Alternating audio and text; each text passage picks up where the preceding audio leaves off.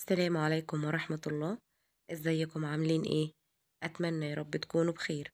فيديو النهاردة هيكون جاتو الفانيليا بالسبونش البيتي. هنعمل سبونش بالدقيق العادي. اول حاجة عندي كوبايتين من الدقيق، ده دقيق كل الاستخدامات، ومعايا نص كوباية من النشا، نشا الذرة، وكوباية الا ربع من السكر، ومعايا 5 بيضات بدرجة حرارة المطبخ، وعادي لو خارجين من التلاجة برضو هينفع جدا. وعندي فانيليا ومعلقة من الخل، ومحسن كيك جيل معلقة كبيرة، ومعلقة من البيكنج باودر. أول حاجة في الحلة بتاعة العجان هبتدي أنزل بالبيض بتاعي بالشكل ده. زي ما قلتلك حتى لو البيض خارج من التلاجة مفيش أي مشكلة، احنا هنعمل السبونش بالمية الساقعة المتلجة. سبونش المية المتلجة يا جماعة ناجح جدا، حتى لو انتي مبتدئة أو لسه بادئة مشروعك هينجح معاكي من أول مرة. نزلت بالفانيليا والسكر والدقيق والنشا، كل المكونات على بعضها، وكمان نزلت بنص كوباية من المية الساقعة المتلجة، ومعلقة كبيرة من المحسن الجل بيكون لونه شفاف بالشكل ده، ومعلقة هرمية من البيكنج باودر. وهقلبهم مع بعض بالشكل ده علشان الدقيق ما يبهدلش معايا الدنيا لما اشغل المضرب. هشغل المضرب بتاعي او العجان على اعلى سرعة عندي، وهسيبهم حوالي من 5 دقايق ل7 دقايق لحد القوام ما يكون كريمي معايا بالشكل ده. اللهم بارك، السبونش البيتي تحفة جدا. جبت عندي صاج 30 في 40، بطنته بورق زبدة. السبونش يا جماعة قوامه بيكون بالشكل ده، لما نقلب الحلة بالشكل ده ما بينزلش معانا، قوامه بيكون كريمي، وبيكون ده القوام المظبوط. لو المضرب بتاعك سرعته قليلة يبقى هتسيبيه لحد لما توصلي للقوام ده، ممكن توصل معاكي ل10 دقايق مفيش أي مشكلة. أهم حاجة النتيجة تكون معانا بالشكل ده. في المرحلة دي الفرن بتاعي شغال على درجة حرارة 200. بدخل الصاج بتاعي بيقعد معايا حوالي 15 دقيقة ل20 دقيقة، ده على حسب حرارة فرنك. طبعا كل واحدة بتبقى عارفة الفرن بتاعها، لو حرارته عالية يبقى تشتغلي على 180. تمام كده. ببتدي ان انا اظبط الصاج بتاعي واحاول اسويه بالشكل ده، واخلي سطحه مظبوط بنفس الطريقة، وبدي الاسبونج بتاعي خبطتين على الرخامة علشان اخرج اي فقاقيع هواء موجودة زيادة في الاسبونج بتاعي. وده شكله بعد لما دخل الفرن. تتابعي الاسبونج بتاعك لانه ما بياخدش اي وقت. اول ما بيخرج بحط على وش الاسبونج بتاعي ورق زبدة بالشكل ده، وببتدي ان انا اقلب الاسبونج. ولو هتشتغلي فيه تاني يوم بتغطيه وبتسيبيه على الرخامة مفيش اي مشكلة. بعد ما بقلب الاسبونج ببتدي اشيل ورقة الزبدة اللي في ارضية الصاج بالشكل ده. عايزة اقول لكم الاسبونج اللهم بارك ناجح جدا وطري وبجد تحفة. عشان اعمل الكريمة بتاعتي ضفت كوبايتين من المية ومعاهم كوباية من السكر، وهضربهم مع بعض دقيقتين لحد السكر بتاعي ما يدوب معايا بنسبة 50%. بعد كده نزلت بكوبايتين من الكريم شانتيه الخام الغير محلى، ومعلقتين من الكريم باستري، وبديهم تقليبة كده مع بعضهم بالشكل ده، وهخفقهم عندي بالعجان. المية بتاعتك تكون ساقعة متلجة، ويفضل يكون فيها قطع تلج. تمام. انا بستخدم كريم ريتشي المتحدة، طبعا تقدروا تستخدموا اي نوع كريمة انتوا حابينها. في المرحلة دي شلت ورق الزبدة وابتديت اشيل الوش الملزق اللي على وش الاسبونج بتاعي بنفس الطريقة. الوش ده ما بيكونش محبوب اطلاقا، وبيكون فيه زفارة البيض. بعد كده بقيس الاسبونج بتاعي بالمسطرة الخاصة بالحلويات، وببتدي اخد المقاس بتاعي، وببدأ ان انا اقسمه بالنص كده بنفس الطريقة. انا هعمل الصاج بتاعي ده، هطلع منه ديسكين زي ما انتوا شايفين. السمك بتاع الديسك بتاعي اللهم بارك تحفة. عايزة اقول لكم السبونش ده ناجح 1000000%، طري وهش جدا، وبجد احلى بكتير من السبونش الجاهز. من كتر الطراوة بتاعة السبونش انا ما سقيتوش، اشتغلت بالكريمة بتاعتي حطيتها في كيس حلواني علشان اسهل توزيعها بالشكل ده، وببتدي اوزعها. طبعا بحط السبونش بتاعي على بورد او على اي حاجة عندك يكون سطحها متساوي بالشكل ده، وابتديت اوزع طبقة من الكريمة بنفس الطريقة اللي انتوا شايفينها دي.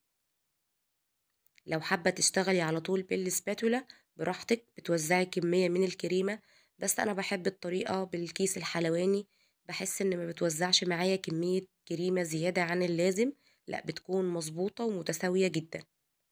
ابتديت أفردها كده بالسباتولا بالشكل ده عشان تديني طبقة متساوية، وتطلع معايا الكريمة متوزعة كويس، ما يكونش مكان عالي ومكان واطي لما احط الديسك التاني من الاسبونش بتاعي بالشكل ده. حطيت طبقة الاسبونش التانية، وعايزة اقول لكم بجد يا جماعة جربوا الاسبونش البيتي، ومتأكدة انه هيعجبكم جدا. كمان لو انتي فاتحة مشروع هينفعك جدا الاسبونش البيتي، احلى بكتير من الاسبونش الجاهز. برضو ابتديت اوزع طبقة تانية من الكريمة بالشكل ده زي ما انتوا شايفين بالطريقة دي. لو حابة تشتغلي على طول الطريقة الأسهل ليكي اشتغلي بيها، مفيش أي مشكلة. هبتدي برضو أوزع طبقة الكريمة بالشكل ده، وأحاول أسويها على قد ما أقدر علشان أطلع معايا طبقة ملساء من الكريمة، وتكون معايا مظبوطة بالشكل اللي هتشوفوه معايا دلوقتي. زي ما انتوا شايفين كده، مفيش أسهل ولا أبسط من كده. بحاول أسويها كده زي ما انتوا شايفين تمام كده. برضو باجي بالأطراف كده بالسباتولا وبحاول ألم الجناب بتاعتي علشان أظبط سطح الجاتو بتاعي يطلع معايا مظبوط، علشان دي طبعا الطبقة النهائية بعد لما ظبطتها بالشكل اللي انتوا شايفينه ده. بعد كده بجيب السكرابر المشرشر ده، وببتدي أعمل بيه تعريجات بالشكل ده على وش الجاتو بتاعي بنفس الطريقة، وده بيكون شكله. هدخل الجاتو بتاعي الفريزر، وده شكله بعد لما دخلته. دخل حوالي معايا ساعتين طبعا عشان الجو برد، وبعد كده خرجته وابتديت ان انا اقسم الجاتو. ودي خطوة مهمة ان انتي لازم تجمدي الجاتو بتاعك شوية علشان تعرفي تقطعيه وتتحكمي في القطع بتاعتك كويس. بعد كده ابتديت اخد مقاسات القطعة بتاعتي بنفس الطريقة، وببدأ ان انا احدد عليها كده بالمنشار بالشكل ده علشان لما اجي اقطعها تكون معايا القطع متساوية. اول حاجة ببتدي اقص اطراف الجاتوه بالشكل ده. طبعا القطع اللي احنا بنشيلها من الاطراف دي ما بتترميش، دي ممكن نعمل منها ترايفل، لازم نشيلها علشان طبعا الجاتوه بتاعنا تطلع القطع متساوية وتكون معانا مظبوطة 100%. تمام كده. هنا حسيت برضو ان الجزء ده مش متساوي معايا، ابتديت اظبطه بالشكل ده. زي ما قلت لكم مفيش اي حاجة بتترمي. بعد كده ابتديت امشي على القطع اللي انا الأماكن اللي حددتها على الجاتوه بالشكل ده. ومهم جدا يكون جنبك مية سخنة مغلية تنزلي فيها الترانش بتاعك بين كل تقطيعة والتانية علشان ما تبوظش معاكي شكل الجاتوه. تمام كده. في كل مرة لازم تنضفي الترانش اللي انتي بتقطعي بيه. وببتدي اقطع بالشكل ده، واخر قطعتين عندي بعملهم مثلثات بالشكل ده، بتكون بالشكل والجمال اللي انتوا شايفينه ده.